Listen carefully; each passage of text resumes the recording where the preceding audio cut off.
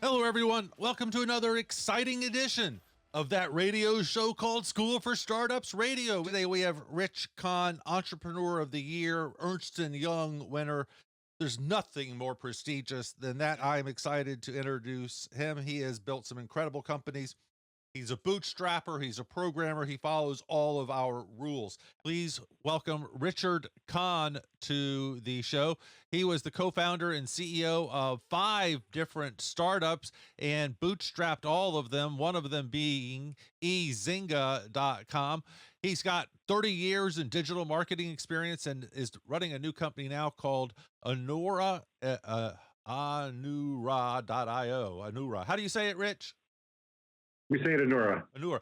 And it is, we'll let him describe it. It is designed to help fraudulent activities in the ad space. He has won the Ernst & Young Entrepreneur of the Year Award. That is like winning the Academy Award in 12 different categories. I mean, that is so impressive. And he has also been a finalist for the American Business Awards Best Entrepreneur, Best Executive of the Year. Rich, very impressive. Welcome. How you doing? Appreciate it. Thanks for having me today. So tell us about fraudulent activities in ad space. There's a lot of different angles here. Fraudulent clicks, right? And how does this impact? It sounds like this would have a big impact on the whole affiliate industry. Fill us in. Well, it'd be it's any channel of marketing that's used to purchase advertising. So it's Google, Yahoo, Bing, it's Facebook, Instagram, Twitter, or X as they call it today. Affiliate marketing, any channel of marketing. Let's just to paint the picture on it. Last year, it was $640 billion spent on digital marketing of any channel. Of that, we're estimating on a conservative level, 140 billion was stolen by fraudsters. So right. Walk us through that. How do I steal $140 billion? All right. Well, let's look at programmatic. Programmatic is probably the single largest channel of digital marketing. It's where you see banners and TV ads, right? We all come across them every day. So let's say you're a site owner and you own a site that talks about working on cars. So you talk about, car parts, where to find car parts, where to find parts for old cars. And you have a blog that talks about repairing old cars and vehicles like that. And you generate a nice following. You got 1 million visitors a month coming to your site. You decide, hey, I'm going to put some advertisement on my site, make some money, and you start making some money. Next thing you realize is like, wait, if I can buy traffic cheaper to my site than I'm getting paid, I can make money, right? If I spend $1 but make $2, I'm arbitraging my own site. So then a webmaster that owns a site like that or a site owner goes out and buys cheap traffic, and cheap traffic generally has fraudulent activity in it. And that activity comes onto the site. They generate these false interactions, which this individual is paying for, not knowing the difference. Next thing you know, bots, malware, human fraud farms are being exposed to the advertisements, and that creates how it gets into the channel. It's one of about dozens and dozens of ways fraud can get into a channel without the person that's ultimately committing the fraud not knowing. And how does the bot make money from doing this? Well, the bot would basically, so in other words, in this example, an individual buys traffic from a quote unquote cheap source of traffic. The way the traffic is cheap is that traffic generator, right? They get real traffic, they get some real traffic that they put in there, and then they deploy bots to generate additional artificial traffic, which costs them nothing. And that's why it lowers the cost of the traffic, so it becomes quote unquote cheap traffic. Okay. So the same people selling the ads are using the bots, creating the bots? It can be. It can just be a place where they're buying the traffic from. Let's look at something that people know a little bit more about. Let's use Google, for example. Lots of people buy from Google. It's a I think it was $260 billion business last year. So it's a big channel of marketing. People are familiar with it. Google obviously doesn't want to have fraud in the network, but most of the traffic that Google generates and sells to their advertisers is not generated on Google.com. it's generated on their partner and affiliate sites. So it could be sites like CNN, weather.com, sites you've seen before, but there's also lots of little sites that you're not familiar with. And how they generate their traffic could introduce fraud into the mix, which is why a site like Google on just their Google search product could have as much as 5 or 10% fraud. All right. Now, how are you solving this problem with Anura? Sure. So our technology is a little tag that you deploy on your landing page. So where you drive all your traffic to, all your paid marketing to, and we can identify every visitor that lands there as being real or fake. So if we told you that this visitor was fake, what would you want to do?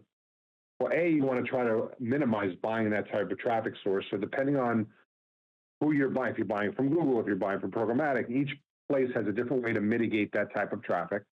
We can help you mitigate that traffic. But let's say this back to this example that we were talking about. This guy sold car parts on his site, and he was buying traffic from Google to try to drive in more volume to his site.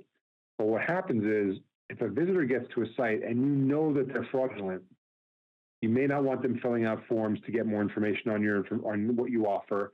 You may not want them using a credit card because they're only going to use stolen credit cards. It's going to be a chargeback for you later on and cost you money, cost you potential loss of product.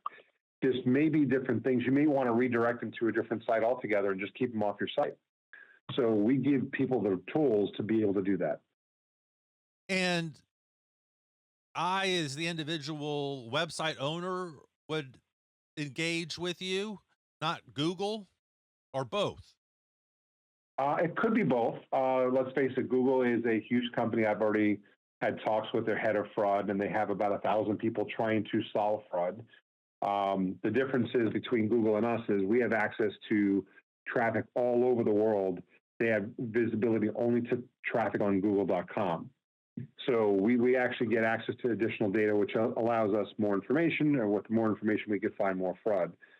So, but essentially, yeah, at the end of the day, the site owner is really our target, the brand spending the money on paid advertising, because if they're paying money for advertising, they want to make sure they're getting the cleanest traffic possible, because clean traffic converts, to whatever it is they're looking for.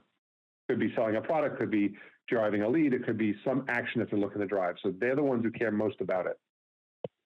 Right. So if I hire you and then go back to my ad provider and say, dude, you sold me 12% fraud, what are the ad providers saying then? Well, then we can provide different types of reports to back up the claim so that they can apply for a credit. And in some cases, what we're doing, like with certain platforms, we're able to say, hey, stop showing my ad to this type of device. We know it's fraudulent. We don't want our ads going to these devices, so we can help mitigate that. So we have that. This way, they don't have to ask for credits later on. In fact, we have a product called Search and Social Protect, which is designed specifically for search sites and social media sites, media buys, that if you take that information and use it, it'll basically cut your fraud in half in the first 90 days. So it's able to really manipulate the data and move more of your budget to a real audience that's going to convert and generate you money. So back to your auto sales guy, he's doing $1 million a year, say, on his website. What would this engagement save him? 50,000 a year or something? On average, it all depends on the channel that they're buying traffic from, but on average, we find 25% of traffic is fraudulent on a given site. So it depends. Like if they're buying just 100% Google search, it's like 5 to 10% fraud. If they were buying programmatic, it's high as 50% fraud. And then all the other channels in between. So and again, most companies like that, like if they were doing $1 million a year, if most companies are buying from multiple different types of vendors, so maybe they're buying some Google, they're buying some programmatic, buying some affiliate. When you take that mix into consideration, that'll give you a blended mix of about 25% of the traffic is fraud. In fact, we actually have a fraud calculator on our site where you can actually plug in how much money you spend each year in digital marketing, check off the different channels of digital marketing you use, and it'll give you an estimate on how much fraud you're seeing on your site. All right. I'd love to run this on someone else's site. So I have vendors, Rich, that tell me they're getting this level of traffic a month, and I just don't believe them. Is there any way for me to use this or something else to find out if I'm getting scammed by these vendors who tell me you're getting this traffic and you're getting this and this? But it's not a site that I can get on and place and put your tag at the beginning. Well, let me ask you this: are you putting your ad on their site? No, it's not that kind of situation. Okay. If you were, you can embed our code inside of the ad, and then we'd be able to see that information. The only other way is you can go to them and say, make that happen, though. I bet I could go to them and say, let me buy an ad. if you spend enough money, those type of companies will be happy to oblige by you, especially if they have nothing to hide. If they have something to hide, they may not be quick to want to do that. Right. But then ad is a way of tricking them into doing it almost. If you can get your ad on their site, yeah, then you can put your code inside the ad unit, and you'll be able to see exactly how many visitors they're exposing your ad to. Like, you're not going to know their entire volume, but you're going to know the entire volume that your ad is seeing. So if they're saying, hey, we've got 10 million visitors a month hitting the site, and we're going to expose your ad to 500,000 a month based on the price that we agree to, when you put your ad there, now you're going to have transparency. You're going to know exactly how many visitors saw your ad and what percentage of the visitors were real and what percentage of visitors were bogus. Amazing. Rich, let's take a step backwards, so to speak.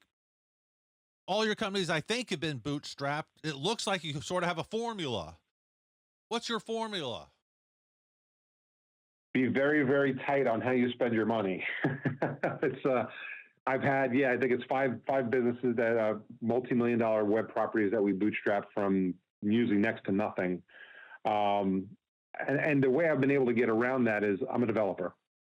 So when I come up with a digital marketing idea, I don't have to pay somebody to develop it. I don't have to give anybody any share of the company. I can just go and write the code myself, build out the get a proof of concept, and then of course I can also sell. So, which is a very rare entity to find somebody that can program and somebody that can sell all in the same person. So once I program something and build it, I can then go and sell it in the marketplace, start generating some revenues, and then take the revenues, reinvest them back into it, and then start hiring people and growing the company. So I've been able to, you have to find ways of doing it. Like, the other way to do it is, if you're not a developer, which most people are not, is getting somebody that's going to do it and offer them a piece of the company, make them an owner. You can, because again, if you don't get to market, you're never going to make any money. And if you don't have the skill to do it yourself, you have to bring that skill in-house. And some of the biggest companies out there have done that in the past. There are some major companies that in the beginning, they didn't have the money to pay their people, so they paid them in stock. And that's how they got their resources. That's how they got the company off the ground. It ended up being a very expensive proposition for the owners of the company, and a very, very profitable for the employee, because they instantly become owners of a company, and now they have a vested interest in growing it. And of course, if it takes off, it was a very smart decision on their behalf. And it makes a great movie when that deal blows up and the minority owner says, I got screwed. Wasn't it, wait, what was it? I forget which company it was. Maybe it was Facebook, or maybe it was Facebook, Google. And Social Network was the movie about.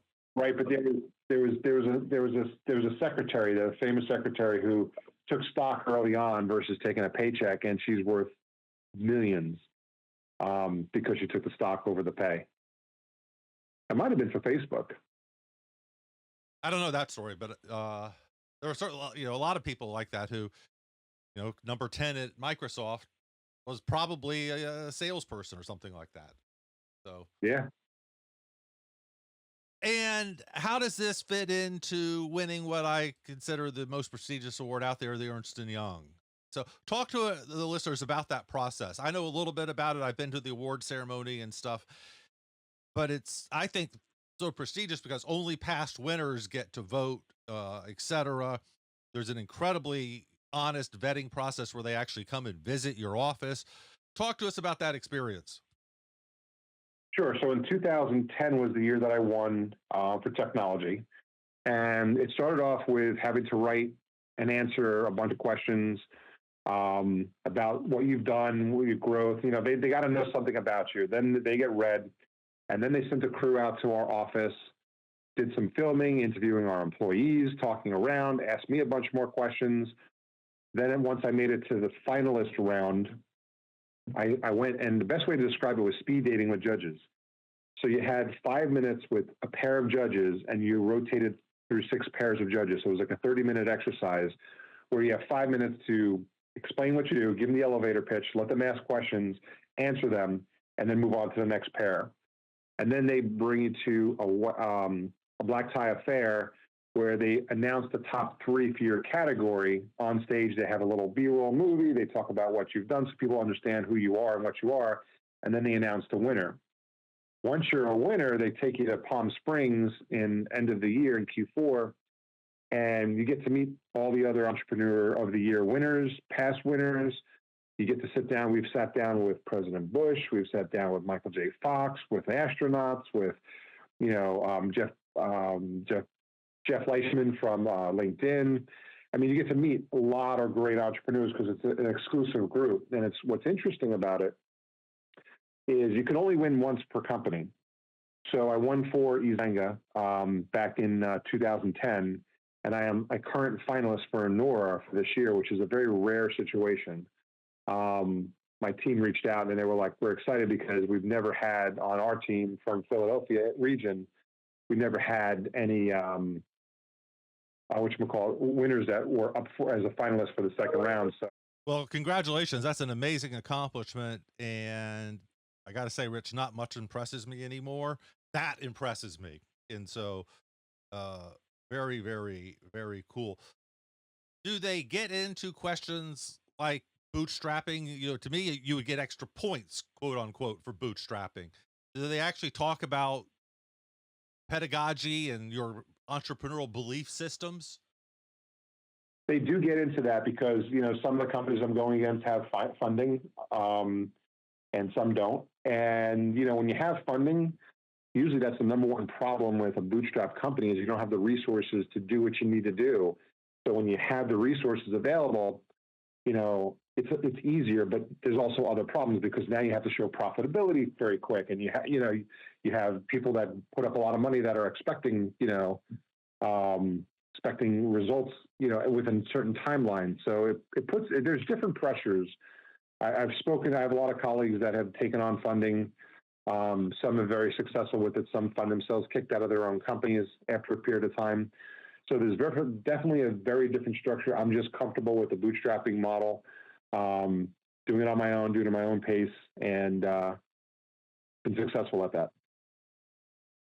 My first business that I started back in the 90s, Rich, I bootstrapped for years and then ended up needing to take some money, and we took some money.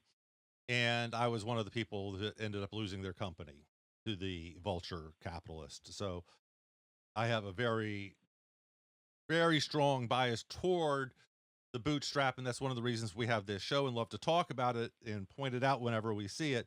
But we also love to make fun of the VCs who all say, I'm never going to take your company. And then it's, a disturbing number of entrepreneurs say, I ended up losing my company. So yeah, I would say that happens about at least half the time from the people that I've spoken to, where they're all excited. They just got on this extra funding. They're going to be able to do this project or that project, and then they're going to be able to run faster, and they're going to be able to do things and have more money for marketing. And then the people that put up the money have control over the company, and then you find yourself out of your own company, and it's just now you're back to square one. So I've always been successful with the bootstrapping model. Not everybody is. Like I said, I've done it 5 times, and I'm okay with it. So yes, we grow a little slower because we have to grow the speed of cash.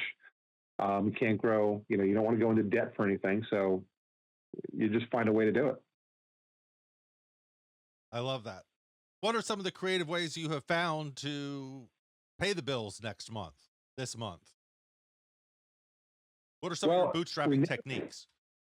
Well, one technique is don't take a salary as an owner of the company. Because there's certain stages where you get to a certain point, you're making good money and everything's happy. And then sometimes, a big client doesn't pay, you have a bad quarter, something happens. And all of a sudden the first place we pull is we tighten our own belt. We stop taking our own payroll. That's usually one way to help bridge the gap. Other ways are, thankfully, we've never had to let people go to make payroll. Out of all the companies that I've done, I've never had to let people go in order to make the payroll. It's always good. I've done it where I've not taken payroll for a year and a half, just to get things comfortable and make sure we're back on track. But it's like anything else, doing as much of the work as you can yourself is huge, because, or bringing whoever you're putting together in the company, making sure everybody brings a lot to the table, because in the beginning, everything has to be done by you guys. If you're bootstrapping, I think the biggest amount of money that I've spent in bootstrapping is $5,000 investing in the company. It's just enough really to get paperwork off the ground, get, the initial website put together, and just do as much of the work as you can. And as you start to make money, reinvest it back into the company. You said that one of your huge advantages was being a developer yourself. I have kids right now taking Python in high school and stuff. Where should we direct our kids to educate themselves? What languages, what development packages should we be fluent in? It changes so much. The last time I wrote code is probably 5 years ago. So I'm probably a little out, because every time every morning we do a stand-up meeting with our development team, and they're talking about new languages that are coming up and new languages they're testing. But Python is going to be huge for analysis, especially if you're doing any kind of data analysis. Python is a huge language for it.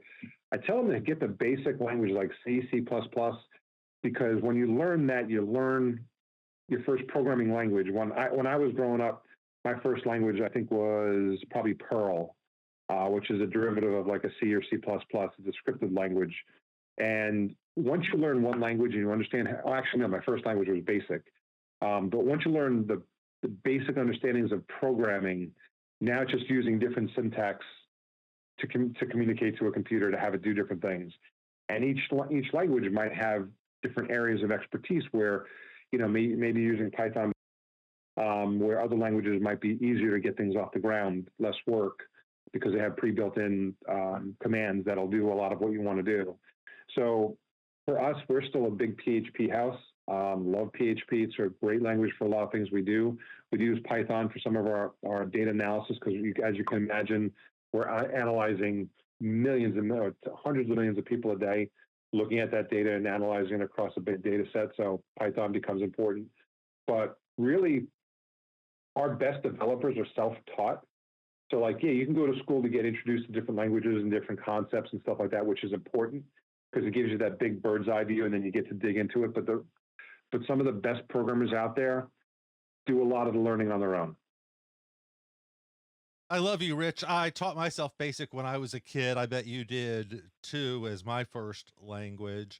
And you're right. Once you understand what a for next loop is, or what if then is, or those ideas, or how to test data, learning a new language is very, very easy, because, oh, that's how they do it in this language. Oh, that's how they do this in this language. It comes pretty quickly. So good to hear you say that. I always love another BASIC programmer. I still think BASIC is my favorite language. Rich, what do you think? You still like BASIC? Well, I wrote my first game when I was 9 on BASIC. Today I don't do a lot of gaming design, so my favorite language of choice is PHP, because it does everything that I want. It's a server-side language. It does everything that I want. We interface with a lot of different languages for different projects, because certain languages are better apt at doing those types of projects. Like I said, Python is great for data analysis. JavaScript is great for user interactions on a user client-side technology, when you need to be talking to the client's software directly. It all depends, but BASIC was my first language, self-taught. I think it was the 4th grade when I first learned it. But I give you an example. PHP I learned for a client. I was doing some consulting work for a company, and they said, well, we do everything in PHP, and I learned it over the weekend. It was a quick language to learn. I love it. I love it. Rich, incredible career. Congratulations on doing it right. How do we find out more, follow you online, and sign up for some ad protection? Yeah. So get me I'm on LinkedIn all the time, pretty heavy. I'm posting a lot of like video clips, news articles about fraud detection. So that's a great way to connect with me on LinkedIn. Follow me on LinkedIn. The other thing is Anura.io, Anura.io. We post several articles a week. We have a lot of case studies there. We have a lot of, we have the ultimate guide on ad fraud detection, so you can really get an understanding of what the industry is. You get a lot of information without even having to talk to us. So we're not here to high pressure sales anybody into anything. We're all about the education first, get you the information you need, and then if we're the right solution for you, give us a call.